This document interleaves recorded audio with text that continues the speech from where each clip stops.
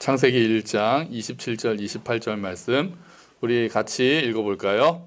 하나님이 자기 형상 곧 하나님의 형상대로 사람을 창조하시되 남자와 여자를 창조하시고 하나님이 그들에게 복을 주시며 하나님이 그들에게 이르시되 생육하고 번성하여 땅에 충만하라 땅을 정복하라 바다의 물고기와 하늘의 새와 땅에 움직이는 모든 생물을 다스리라 하시니라. 아멘. 할렐루야. 아멘. 먼지는 많습니다만 그래도 봄이 왔습니다. 봄이 와서 이제 옷차림도 좀 가벼워지고 올 때 이렇게 아까 오시는데 서 있는데 이제 등이 따뜻하더라고요. 그래서 이제 봄과 함께 코로나도 좀 빨리 풀렸으면 하는 마음이 있습니다.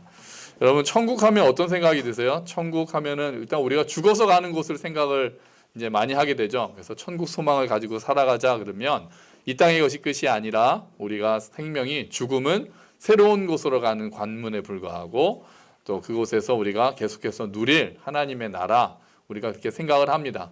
그런데 사실은 죽어서 가는 곳만 생각하지 말자고 전에 말씀드렸어요. 그래서 하나님의 나라 천국 그러면 장소의 의미로 보지 말자. 죽어서 가는 어디 그렇게 보지 말고 천국이라고 하면 우리가 뭐를 생각하자고 말씀드렸냐면 제가 여쭤봐도 잘 모르실 가능성이 크기 때문에 민망하지 마시라고 제가 말씀드릴게요. 다스림의 개념으로 우리가 보자 그랬어요. 통치의 개념인 거죠. 그래서 우리가 죽어서 가는 곳이 아니라 하나님의 다스림이 있는 곳이 천국이다. 우리가 그렇게 생각하는 거죠. 그러니까 이 땅에서도 우리가 천국을 맛보고 살아가는 게 되는 거예요. 예수 그리스도를 주와 구세주로 믿으면 우리가 하나님의 다스림 안에 들어가게 되잖아요. 그래서 우리가 이 땅에서도 죽어서만 천국을 가서 이 땅에서 그것만 바라보는 것이 아니라 여기에서도 우리가 하나님의 나라, 천국을 맛보면서 걸어가는 것이 하나님의 우리를 향한 뜻이기도 한 거죠. 그래서 그런 찬송가 있잖아요. 제가 어느 장례식에 갔었는데 장례식에 갔더니 그 유족들이 특송을 하는 거예요. 자녀들이. 그래서 아들, 며느리, 딸, 사위가 또 다들 또 찬양을 잘해서 사중창으로 그 아버님이 돌아가셨는데 그 예배를 드리는데 특송을 하는데 보통 그러면은 뭐 우리 그 장례 찬양들 있잖아요. 그런 거 할 줄 알았더니 그러지를 않고 그때 불렀던 찬양이 내 영혼이 은총이 뭐 이걸 부르는 거예요. 그 마지막이 어떻게 됩니까? 주 예수와 동행하니 그 다음에 뭡니까? 그 어디나 하늘나라 그렇잖아요. 그러니까 그런 기념인가 그런 그 느낌인 거죠. 주 예수와 동행하는 그것이 우리가 꼭 죽어서 가는 천국, 주님과 영원히 거하는 그건 이제 완성된 천국의 모습이겠지만 이 땅에서도 초막이나 궁궐이나 우리가 내 주 예수 모신 곳이 그곳이 바로 천국이고 그곳이 바로 하늘나라다. 그래서 우리가 주님의 다스림을 받느냐가 중요한 거죠. 그 다스림을 우리가 얼마나 경험하고 사느냐가 중요한 거예요. 이 땅에서요. 자, 하나님의 다스림 아래로 우리가 들어간다고 말씀드렸는데 하나님 아래로 들어간다는 거는 하나님의 원래 계획이 회복되는 거예요. 하나님의 원래 계획. 이 세상을 향한 하나님의 계획이 회복돼 간다는 겁니다. 그 하나님의 원래 계획은 뭐 때문에 파괴됐습니까? 죄 때문에 파괴됐었죠. 원래 그 죄 때문에 깨어졌던 하나님과 우리 간의 관계가 다시 회복되고 사람과 사람 사이의 관계가 회복되고 또 우리와 세상의 관계가 회복되는 것. 그게 하나님의 다스림이 임하는 것이고 우리가 그 하나님의 다스림 안에 들어간다라고 볼 수 있는 거죠. 자, 그래서 오늘은 세상과의 관계를 우리가 좀 살펴보려고 하는 거예요. 세상 다스리기잖아요. 오늘 그 제목이요. 세상과의 관계를 보려고 하는데요. 원래 하나님의 세상을 향한 목적이 무엇이었는가? 원래 계획이 바로 오늘 읽었던 창세기 1장 27절 28절에 나오는데요. 주보에 보시면 세 번역으로 한 번 더 썼습니다. 우리 주보를 한번 같이 읽어볼게요. 제가 읽어드릴게요. 하나님이 그들에게 복을 베푸셨다. 하나님이 그들에게 말씀하시기를 생육하고 번성하여 땅에 충만하여라. 땅을 정복하여라. 바다의 고기와 공중의 새와 땅 위에서 살아 움직이는 모든 생물을 어떻게 하라? 다스려라 하셨다. 아멘. 그러니까 하나님이 인간을 만드신 목적이 오늘 나오는데 우리에게 하나님께서 찬송을 받으시기 위해서 우리를 만드신 것도 있고 하나님의 사랑이 흘러넘쳐서 우리가 그 사랑의 관계에 들어오기 위해서 초청하신 것도 있는데 또 하나의 목적이 오늘 나오는 거예요. 뭐냐면은 세상을 다스리는 것이 하나님의 계획이었던 거예요. 누가요? 인간이 하나님께서 직접 이 세상을 만드셨지만 통치하시기보다는 하나님과 인격적인 관계를 맺는 인간을 만드셔서 그 인간이 세상을 하나님의 뜻대로 다스리게 하는 것, 그게 하나님께서 인간을 만드신 목적이 되는 거죠. 그분께서 능력을 주시고 권한을 주시고 이 세상을 다스리게 하신 거예요. 그래서 하나님과 인격적인 관계를 맺었다는 의미가 하나님의 형상대로 지으심을 받았다는 그런 말씀이 된다는 거죠. 그게 원래 하나님의 계획이었던 거예요. 근데 이 다스림이 훼손됩니다. 죄 때문에 훼손됩니다. 우리가 하나님과 인격적인 관계를 맺을 때 하나님으로부터 능력이 나오고 하나님으로부터 권한이 나와서 이 땅을 잘 다스릴 수 있는 거예요. 하나님의 뜻대로. 그런데 인간이 하나님의 자리에 서려고 결심을 했죠. 아담과 하와가 결국 하나님 대신 하나님의 자리에 서기로 결심을 하면서 그 관계가 깨어집니다. 그게 무슨 사건입니까? 우리가 잘 알고 있는 선악과 사건이 되는 거죠. 선악과 사건의 본질은 너희가 하나님과 같이 될 것이다라는 뱀의 유혹에 사람들이 넘어가고 만 것입니다. 그러니까 원래 선악과를 하나님께서 만드신 이유는 하나님은 창조주시고 인간은 피조물이라는 사실을 잊지 않도록 눈에 보이게 만드신 거죠. 그래서 저 나무는 먹지 마라. 다른 것은 너희가 다 먹어도 되지만 저 선악과, 동산 중앙에 있는 선악과는 먹지 말라고 말씀하셨을 때, 저것을 먹지 말라고 하신 그 금지된 명령이 하나 있구나. 우리 인간은 그 명령을 따라야 되는 존재구나.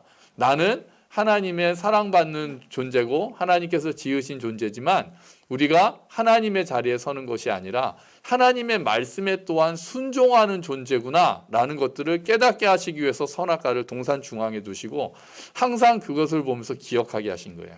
인간의 자리가 하나님께서 지으신 그 자리에 서서 하나님께 순종할 때 모든 것이 바로 서고 모든 것이 복을 주시며 말씀하셨잖아요. 하나님께서 주시는 복을 누릴 수 있다는 것을 잊지 않게 하시려고 하나님께서 선악과를 우리에게 만들어 주셨다는 거죠. 또 하나, 하나님께서 선악과를 만드신 이유는 인간이 로봇처럼 하나님을 사랑하는 존재로 창조된 것이 아니라 자유의지를 가지고 하나님께 순종하고 하나님을 사랑하기로 결정하기를 원하셨던 거예요. 좀 어려운 요구를 하신 거죠. 어떻게 보면. 그래서 선악과를 만드신 게 하나님이 모험을 하신 거다라고까지 표현하는 사람이 있어요. 인간이 거부할 권리가 있지만 그 거부할 권리를 행하지 않고 하나님의 말씀에 순종하고 그분의 뜻을 따르겠다라고 결심하고 하나님을 사랑하는 것을 하나님께서는 원하셨고 그것만이 사실은 진정한 사랑이잖아요. 우리가 거부할 수 있지만 순종하는 게 진정한 순종 아니겠습니까? 근데 안타깝게도 하나님의 계획이 어그러지게 되죠. 아담과 하와는 자기의 뜻을 가지고 하나님께 순종하고 선악과를 보면서 나의 위치를 깨닫고 하나님으로부터 능력과 권한을 받아서 세상을 다스리려는 그런 계획에서 어긋나서 결국은 뱀의 유혹에 빠지고 하나님의 자리에 서기로 결심을 합니다. 그래서 자기의 뜻대로 세상을 다스리기 시작하죠. 그러면서 이 세상이 이제 저주를 받고 이 세상이 망가지게 된 겁니다. 지금까지도 그 망가진 세상이 이어지고 있습니다. 자, 우리는 예수 그리스도를 주와 구세주로 영접하고 이제 하나님의 백성이 되었습니다. 그러면 우리에게 주어진 사명이 생기는 거예요. 우리가 전에 베드로전서 2장 9절을 하면서 우리는 어떤 사명을 가졌다라고 말씀을 드렸냐면은 제사장의 사명을 가졌다고 말씀드렸잖아요. 또 하나의 사명이 오늘 나오는 청지기의 사명이 되는 거예요. 우리가 이 세상을 하나님의 뜻대로 다스리는, 그러니까 이 땅은 우리의 것이 아니거든요. 이 땅은 하나님의 것이거든요. 그런데 우리한테 잘 다스리라고 허락을 하셨고 권한을 아담과 하와에게 주셨듯이 이제 예수님 안에 있는 우리에게도 하나님께서 이 땅을 회복시키시기를 원하시는 거예요. 그러니까 예수님을 믿는다는 것이 이 땅에서 그냥 잘 먹고 잘 살다가 죽어서 천국 가는, 이 땅에서 내가 그냥 평안을 누리다가 죽으면은 하나님 나라 천국에 가는 그런 삶으로 끝나는 것이 아니라 우리에게 사명이 주어진 거죠. 이 땅을 하나님의 뜻대로 다스리기 시작하고 이 땅에서 하나님의 뜻을 이루기 시작하고 이 땅을 하나님의 뜻대로 보시기에 좋았던 때로 회복시키기 위해서 힘쓰는 것이 우리가 이 땅을 살아가는 목적이 되는 거예요. 그렇게 해서 하나님께 영광을 돌리는 거예요. 그리고 사람들이 우리의 그런 모습을 보고 하나님에 대해서 관심을 가지고 하나님께로 돌아올 수 있게 하는 것, 그게 우리가 가진 사명이 되는 겁니다. 그러니까 죽어서 천국만 바라보고 이 땅에서는 전도에만 힘쓰면 된다. 이거는 반쪽만의 진리죠. 우리가 당연히 복음을 전하는 일에 힘을 써야 되지만 이 땅에서 하나님의 뜻을 이루어가는 것, 이 땅을 하나님의 뜻대로 다스려가는 것 또한 우리에게 중요한 사명이 되는 겁니다. 그러면 하나님께서 이 땅을 다스리실 때는 어떤 원리로 이 땅을 다스리십니까? 주보에 보시면 시편 89편 14절 말씀이 있어요. 하나님의 말, 하나님께서 다스리시는 원리인데요. 제가 읽어볼게요. 의와 공의가 주의 보좌의 기초라. 인자함과 진실함이 주 앞에 있나이다. 아멘. 쉬운 성경으로도 나와 있습니다. 주가 세우신 왕국의 기초는 의와 공평입니다. 사랑과 신실하심이 주와 함께 있습니다. 아멘. 하나님이 앉아 계신 왕국의 기초, 보좌의 기초가 의와 공의라고 되어 있어요. 의와 공의 또는 의와 공평. 이게 ጼ다카와 미슈파트라고 이제 쓰여 있는 건데요. 한마디로 쉽게 말하면 정의예요, 정의. 우리 관심 많잖아요, 정의에 대해서. 정의란 무엇인가 책이 막 유행하고 그랬잖아요. 그러니까 하나님 나라, 하나님 왕국의 기초는 일단은 정의예요. 근데 그것만 있지 않아요. 인자함과 진실함, 또 쉬운 성경에서는 사랑과 신실하심이 주님과도 함께 있어요. 그러니까 이것도 딱 압축을 하면 사랑이에요. 헤세드거든요. 여기서 인자함이. 우리가 그때 많이 보았던 헤세드란 말이에요. 그러니까 하나님 나라 왕국의 기초는 정의와 사랑이에요. 정의와 사랑. 사랑이 없이 정의만 있으면은 차가워질 수 있죠. 사람들을 정죄하기가 쉽고 판단하기가 쉬울 수 있죠. 근데 반대로 사랑만 있고 정의가 부족하면은 그냥 옳고 그름에 대한 기준이 없이 그냥 좋은 게 좋은 것처럼 흘러갈 수가 있죠. 사랑과 정의는 항상 같이 가야 됩니다. 이게 쉽지 않지만 균형을 이루면서 가는 나라가 하나님의 나라가 돼요. 하나님께서는 이 정의와 사랑을, 사람은 이것을 온전히 균형 있게 가지기는 어렵겠지만 하나님께서는 사랑과 정의를 온전히 균형 있게 가지고 계신 분입니다. 사랑과 정의가 가장 균형 있게 짠 나타난 곳이 어디입니까? 바로 십자가죠. 십자가입니다. 십자가에 대해서 구약이 예언한 말씀이 시편 85편 10절 말씀이 있어요. 또 주보에 나와 있습니다. 사랑과 진실이 만나고 정의는 평화와 서로 입을 맞춘다. 아멘. 이게 십자가에서 일어난 일이에요. 사랑과 진실, 정의와 평화가 다 같이 드러난 것이 예수님의 십자가라는 것이죠. 십자가는 1차적으로는 심판의 도구죠. 죄를 지은 사람을 죽이는 도구가 십자가라는 사형틀이잖아요. 그래서 예수님이 십자가에 달리셨다는 것은 하나님은 공의의 하나님이다, 정의의 하나님이다라는 게 드러나는 거예요. 하나님께서는 죄를 미워하신다, 죄를 심판하시는 하나님이 드러나는 정의의 하나님이 십자가에서 나타나는 거죠. 그런데 동시에 그 심판을 인간이 다 담당하는 것이 아니라 하나님의 아들 예수 그리스도께서 대신 담당하심으로 그 안에서 사랑이 또 드러나는 거예요. 그래서 정의와 사랑이 함께 완전하게 드러난 것이 바로 십자가. 완벽하게 균형을 가지고 그곳에서 보여주신 것이 사랑과 정의로 이 세상을 다스리고 계신다는 하나님의 뜻이 십자가에서 드러났다는 겁니다. 그러므로 인간에게 세상을 다스려라 이렇게 말씀하실 때는 너희 마음대로 세상을 그냥 정복하고 너희 마음대로 세상을 다스리라는 의미가 아니라 하나님의 뜻대로 사랑과 정의의 기초대로 그 기준을 가지고 세상을 다스리려고 힘을 써야 된다라고 하나님께서는 우리에게 맡기신 거예요. 그래서 하나님의 뜻이 드러나는 것, 하나님의 영광이 드러나는 것이 우리 다스림의 목적이 돼야 되는 거예요. 그러면 어떤 영역에서 우리가 구체적으로 하나님의 다스림, 사랑과 정의라는 원칙을 가지고 하나님의 나라를 이루어갈 수 있겠습니까? 여러 가지 부분이 있는데요. 몇 가지 생각해 보려고 그래요. 일단은 우리가 그런 다스림은 교회보다는 교회 밖에서 일어나는 일들이 많아요. 일단 일이나 직업에 관해서 우리가 하나님 나라의 기준대로 살아가겠다라고 우리가 결심해야 돼요. 일이나 직업에 대해서 사랑과 정의라는 원칙대로 우리가 살아가려고 하는 거예요. 하나님이 사람들한테 네가 예수 믿으면 이런 직업을 가져야 되라고 말씀하시지 않아요. 그렇게 잘 말씀하시지 않습니다. 물론 가끔 특별히 부르심을 받은 자들이 있지만 예수 딱 믿으면 다 선교사가 돼야 되고 다 목사가 돼야 되고 그런 거 아니거든요. 하나님께서는 각 사람에게 재능을 다르게 주시고 달란트를 다르게 주시고 또 관심 있고 좋아하는 거를 다 다르게 주셨잖아요. 그러니까 그거를 우리가 분별해서 무엇을 하느냐는 그렇게 중요하지는 않아요. 물론 그리스도인으로서 하면 안 되는 직업이 있죠. 뭐 그리스도인 조폭 이런 건 말이 안 되잖아요. 그럴 수는 없잖아요. 그래서 어떤 직업은 그리스도인이라면 할 수 없는 직업들이 있을 거예요.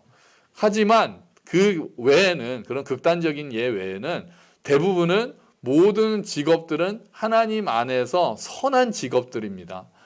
그러면 그 직업들 안에서 어떻게 사랑과 정의를 실천하느냐가 하나님의 다스림으로 이 세상을 다스리게 되느냐, 그 원칙이 되는 거예요.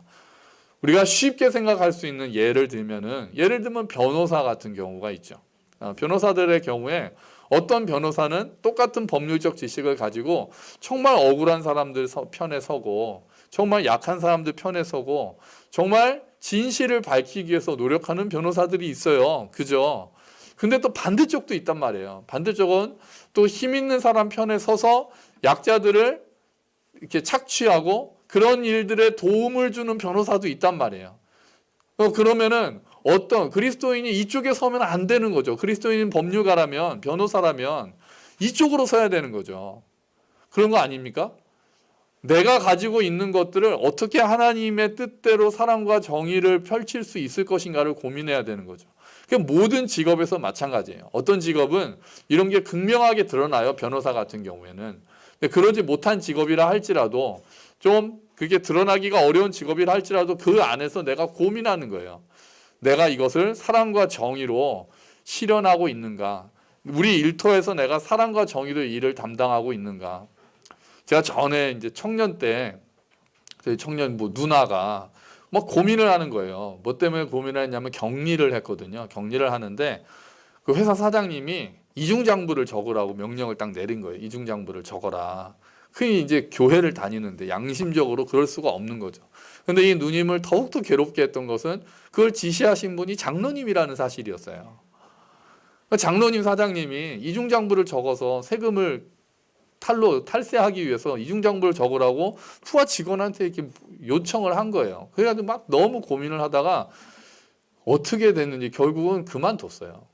거기서 계속해서 자기는 신앙적인 양심으로 그 일을 할 수 없다라고 해서 그 회사를 그만두는 모습을 봤단 말이에요. 그 얘기를 들으니까 우리 청년들이 다 마음이 아픈 거죠. 그래서 믿는 사람이 사장님이니까 그래도 갔는데 그 안에서 정의와 사랑이 이루어지지 못하고 있었다는 거예요. 또 지금 LH 투자 투기 때문에 좀 문제가 많잖아요. 좀 그런 기사를 보면 저기 교회 다니는 사람은 없겠지. 주여 이렇게 되는데 그렇게 크게 기대하진 않아요. 많단 말이에요. 지금 뭐 또 전에 상영자하고도 얘기했는데 그게 LH 공사만 있겠습니까? 뭐 공무원도 그렇고 뭐 여러 군데서 그렇게 미리 정보 가지고 투기해가지고 그냥 수십억 수백억씩 버는 사람들 많습니다. 그 안에 교회 다니는 사람은 제발 없었으면 좋겠는데 꼭 그렇겠어요. 그러지 못한 거예요. 그 안에서 사랑과 정의로 직업의 일들을 감당하지 못하는 일들이 너무 많은 거죠. 세상을 하나님의 뜻대로 다스리지 못하고 있는 거예요. 또 그리스도인이 직업을 가진다면 정직하게 또 일해야 되지 않겠어요? 폭리를 취하지 않고. 저는 이 폭리를 취한다, 정직하다 그러면은 제가 꼭 알고 지내고 싶은 업종이 하나 있어요. 뭐냐면은요, 카센터예요. 좀 정직한 사람이 운영하는 카센터를 소개받아서 좀 아는 사람은 꼭 갔으면 좋겠어요. 가기만 하면 뭐가 문제가 있다고 하는데 제가 알아들을 수가 없잖아요. 뭐가 뭐 벨트가 문제가 있고 뭐가 하고 뭐 꼭 이거 잘못하면 사고 납니다. 어제 신문에 어떤 사람이 이제 오랜만에 이제 코로나 때문에 작년에 그걸 이제 제대로 차를 못 썼으니까 이제 봄이 오고 해서 갔는데 드르륵 소리가 나더래요. 그래서 가서 카센터를 갔더니 또 알아듣지 못하는 말을 하면서 이 차가 총체적인 난국이다. 지금 수리해야 된다. 150만 원이다. 그랬다는 거예요. 그래서 너무 비싸다. 그래서 그럼 생각해 보겠다 그랬더니 그리고 나가려고 하니까 딱 붙잡고 지금 가면 사고 나실 수 있으니까 50만 원 깎아주겠다. 100만 원에 쓰게 해라. 그러니까 갑자기 50만 원이 쑥 깎이니까 또 마음이 또 더 이상하잖아요. 그래서 그냥 나와가지고 아는 사람이 추천해 준 데 갔더니 볼트가 2개 빠졌네요. 그리고 조여주고 끝나더라는 거예요. 그런 일들이 많은 거죠. 저는 좋은 분을 한번 만났어요. 좋은 분이 전에 있던 교회에서 늘 가던 곳이 집사님이었어요. 카센터 하시는 분. 집사님을 어떻게 소개를 받았어요. 그러니까 교회차가 문제가 생기면은 그 교회차 오래돼서 고장이 많이 났거든요. 항상 그 집에 가면은 그분은 너무 정직하게 말씀해 주신 거예요. 저한테만 그러셨는지는 저도 잘 모르겠습니다. 목사가 가니까 목사한테만 그러신지는 모르겠습니다만 이렇게 한번 뭐 좀 고쳐달라 그러면은 보시고 이 차 앞으로 몇 년 안 쓸 건데 이거 고치면은 그 수리비에 비해서 이렇게 하면 더 되니까 그냥 어떻게 쓰시라. 또 이것도 뭐 부품도 이거는 재생 부품도 또 괜찮다. 이거 쓰시라. 이렇게 너무 친절하고 정직하게 해주시는 거예요. 그런 분들이 그리스도인이라면 정말 많아져야 되지 않겠습니까? 병원은 또 어떻습니까? 병원에 가서 과잉 진료 얘기 맨날 나오잖아요. 그분들 중에는 그리스도인 의사들이 없을까요? 그게 일과 직장에서 사랑과 정의로 하나님의 뜻대로 세상을 다스린다는 일에 그런 일들이 들어가는 거예요. 내가 직장에서 어떻게 일을 감당하고 있는가. 어떻게 그곳에서 열심히 벌어서 11조 하겠다라고 생각하는 것이 아니라 여기서 돈 많이 벌어서 11조 하면 되지가 아니라 그 안에서 얼마나 사랑과 정의로 공정하게 또 정직하게 그 일들을 감당하고 있는가 하는 것이 하나님이 우리에게 맡겨주신 사명이 되는 거예요. 또 직장이나 지역에서 우리가 다른 사람들을 어떻게 대하는가 하는 것도 하나님께서 사랑과 정의로 세상을 다스리게 하시는 그런 장이 됩니다. 특히 힘이 없는 사람을 어떻게 대하고 있는가 우리가 살펴봐야 되죠. 우리가 늘 만나는 사람들을 어떻게 대하느냐 말이에요. 회사에서 우리 부하 직원의 인격을 모욕한다거나 또 심지어는 막 공을 가로챈다거나 하청업체에 우리가 또 관련을 맺는다면 하청업체 후려친다거나 또 직원의 임금을 제대로 주지 않는다거나 그런 일들이 그리스도인들이 그런 일들을 하면은 안 되겠죠. 또 우리가 일상에서 만나는 사람들이 있잖아요. 뭐 택배를 배달한다거나 또 물건을 살 때 물건을 판매하시는 분들이나 또 경비하시는 분들이나 청소하시는 분들이나 그런 분들을 우리가 어떻게 대하고 있는가. 전에 어떤 아파트 단지에서 그랬잖아요. 새벽에 우유 배달하시는 분들 계단으로 가라. 엘리베이터 쓰지 마라. 그렇게 붙여가지고. 근데 그 이유 중에 하나가 새벽기도 가는데 엘리베이터 놓쳤다고. 그런 기사가 떴단 말이에요. 새벽기도 가려면 엘리베이터 타고 가야 되는데 그분들이 다 층마다 가는 바람에 새벽기도에 늦는다고 엘리베이터 타지 말고 계단으로 다니라고 그런 이야기들을 했다는 거예요. 참 그게 말이 되는 이야기입니까? 말이 됩니까? 그런 일이 있어서는 안 되죠. 그리스도인들이요. 그리스도인들이 갑질을 한다? 말이 안 되는 거죠. 사랑과 정의로 세상을 다스려야 될 우리가 갑질을 한다? 우리가 또 어디 가서 진상을 부린다? 이것도 말이 안 되는 거죠. 그런 사람도 오면은 상진이 엄마 오셨다고 그러더라고요. 진상 손님을 또 진상이라고 하면 알아들으니까 그 마트에 그 집사님 한 분 계셨거든요. 일하시는 분이. 근데 제가 갔는데 뭐 저기 상진이 엄마가 지나간다고 그래서 상진이가 누구예요? 그랬더니 진상 손님을 그렇게 부른대요. 상진이 엄마라고. 그 사람은 교회를 안 다녔겠죠. 그런 일들이 그리스도인이라고 하면서 삶 가운데서 그런 일들이 일어나면은 그 얼마나 안타까운 일입니까? 더 나아가서 우리가 직접 만나지 않더라도 소외된 사람들에 대해서 우리가 어떤 자세를 가지고 있느냐가 또 세상을 어떻게 하나님의 뜻대로 정의와 사랑으로 다스리느냐에 관심을 가지고 사는 사람들의 자세가 돼요. 여러분들 우리 사회 가운데서 약자들이 어떤 사람들입니까? 아까 우리 형균 형제가 기도할 때처럼 정말 말도 못하고 어린 상태에서 학대받고 차별받는 아이들, 약한 사람들 아닙니까? 우리나라에 들어와 있는 외국인 노동자들, 약한 사람들 아닙니까? 난민들, 약한 사람들 아닙니까? 탈북민들은요, 약한 사람들 아닙니까? 그분들에 대한 우리의 태도가 어떻습니까? 물론 정책을 실현하고 또 하는 과정에서는 또 옳고 그름이 분명하지 않고 여러 가지 복잡한 문제들이 있다는 것은 인정해요. 하지만 우리들의 방향은 연약한 자들의 그 자들을 어떻게 도울 수 있는가, 지혜롭게 어떻게 잘 도울 수 있는가로 가야 되지, 우리가 차별하고 거부하는 쪽으로 가면은 그건 그리스도인의 자세가 아니에요. 하나님께서는 고아와 과부와 나그네를 돌보라고 끊임없이 말씀하셨단 말이에요. 근데 우리가 고아와 과부와 나그네 된 자들에 대해서 그렇게 차별하고 무시하고 그들을 돕기보다는 거부하고 내쫓고 이런 쪽으로 나간다면은 그리스도인의 합당한 자세가 아닌 거죠.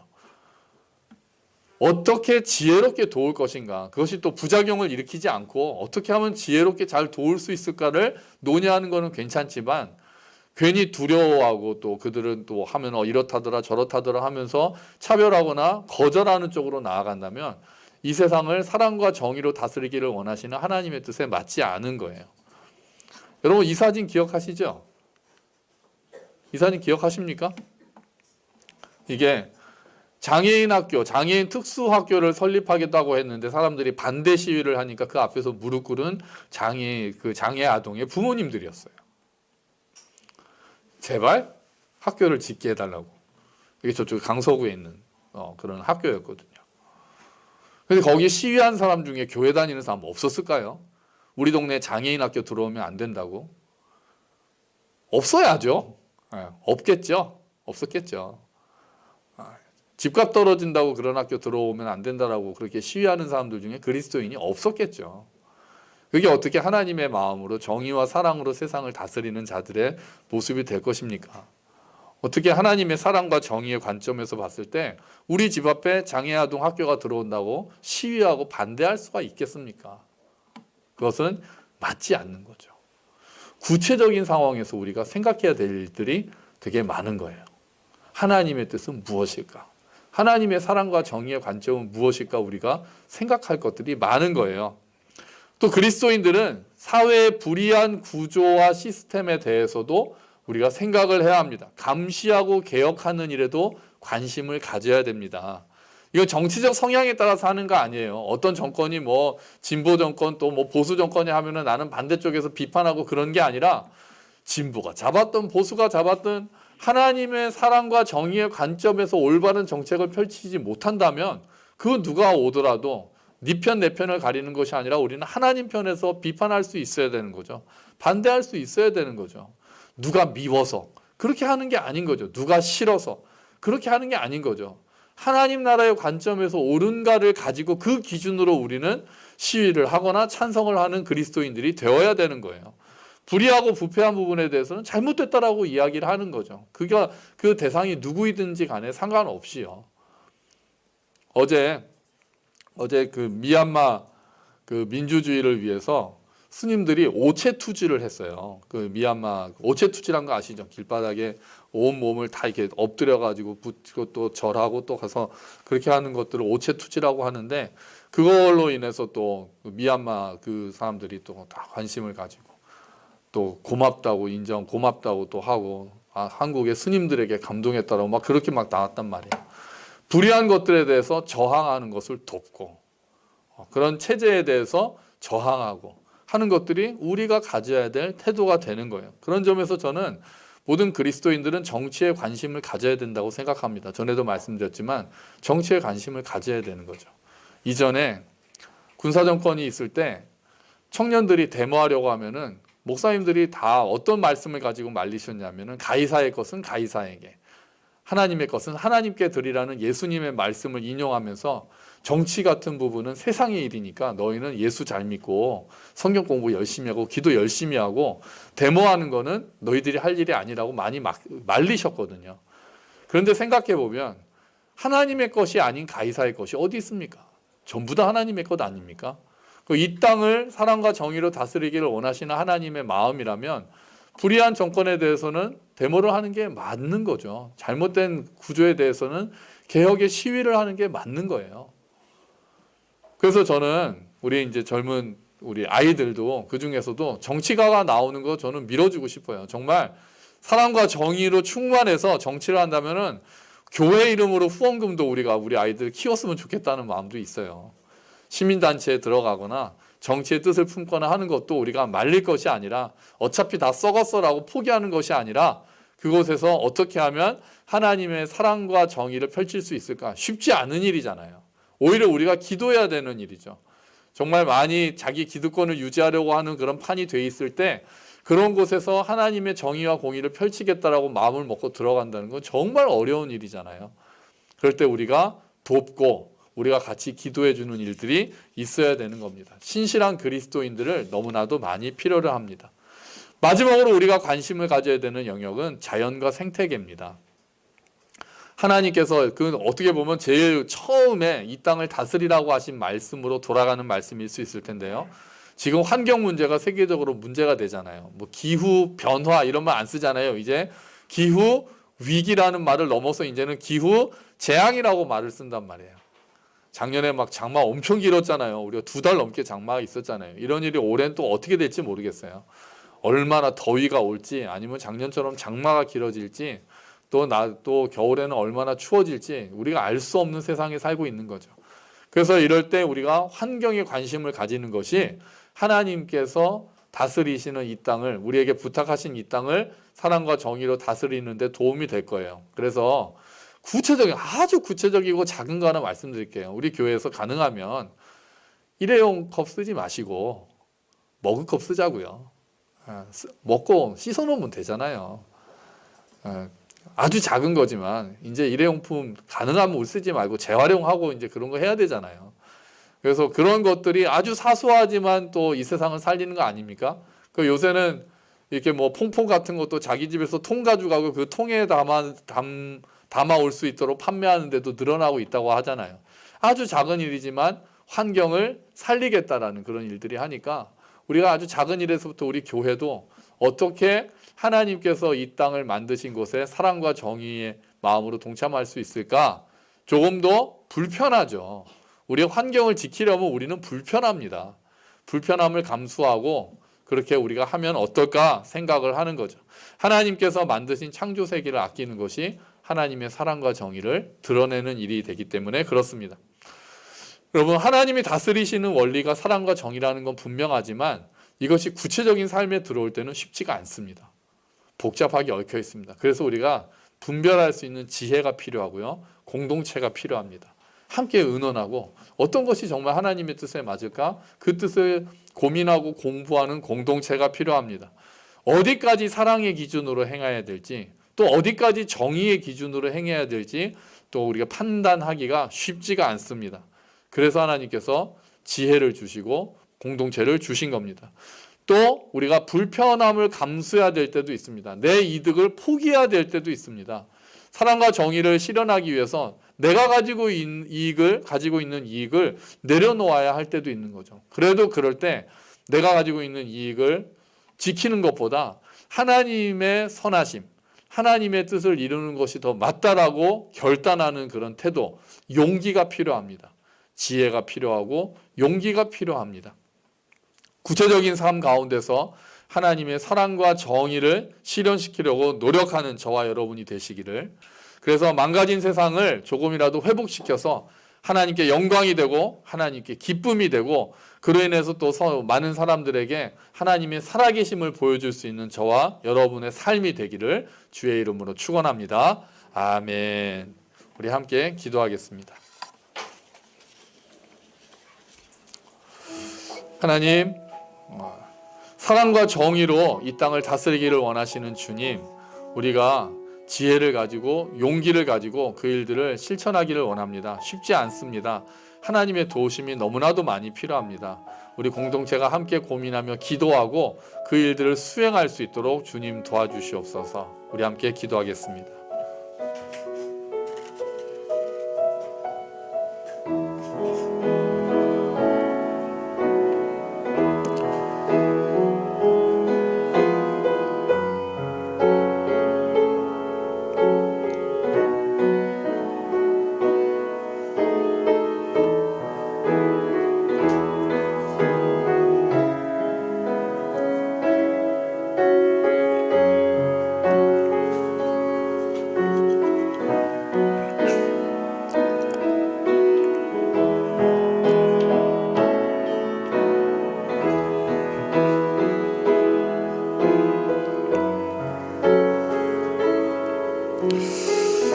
주여,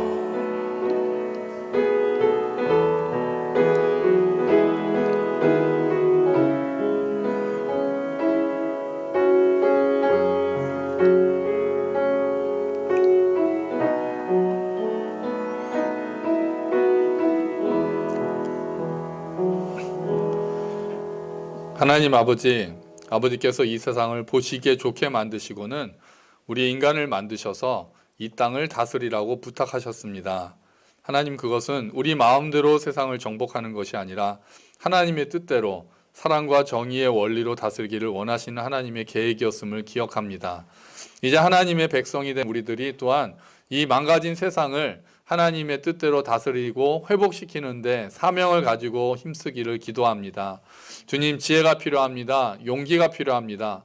어떻게 우리가 하는 것이 그런 일들을, 사랑과 정의를 드러내는 일인지를 잘 분별해야 되겠습니다. 때로는 우리가 불이익을 당할 수도 있고 나의 이익을 포기해야 될 수도 있기에 용기도 필요합니다. 주님, 분별할 수 있는 지혜를 주시고 공동체가 함께 고민하면서 이 일들을 위해 기도하게 하시고 정말 이 땅에서 구체적인 삶 가운데에서 하나님의 다스림을 드러내고 우리가 하나님의 다스림을 받는 백성들이라는 것을 드러내고 하나님의 다스림의 원리인 사랑과 정의를 드러내서 세상으로 하여금 하나님이 어떠한 분이신지를 알게 하고 하나님의 기쁨이 되는 삶을 살 수 있게 되도록 주여 은혜를 베풀어 주시옵소서. 감사합니다. 주님, 이 모든 말씀 예수 그리스도의 이름으로 기도합니다. 아멘. 우리 다 함께 자리에서 일어서셔서 주기도문 함께 찬양하시면서 봉헌하시겠습니다.